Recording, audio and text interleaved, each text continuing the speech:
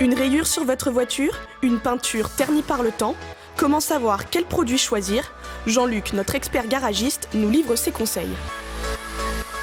Des stylos anti-rayures, vous les commandez à la teinte de votre véhicule avec la référence à la teinte. Là, vous avez vraiment la teinte pile. Pour des rayures un peu plus profondes, ça, c'est vraiment de la couleur de la peinture. Alors que les autres produits sont plus des produits qui sont faits pour effacer les rayures de vernis, mais qui sont assez efficaces. Tout dépend de la profondeur de rayure que vous avez. Donc une fois que vous avez effacé vos rayures, vous avez la possibilité de lustrer, de faire les finitions avec différents produits. Donc vous pouvez avoir de la peinture vraiment passée jusqu'à la finition sur un vernis pour faire un éclat vraiment superbe.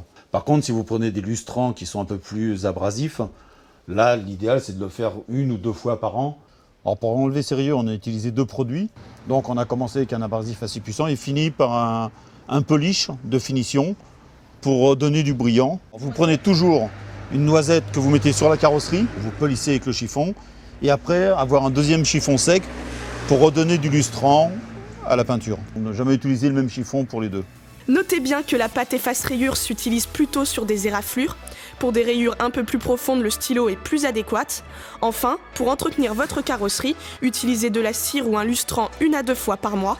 Un produit plus corrosif ne s'applique qu'1 fois par an.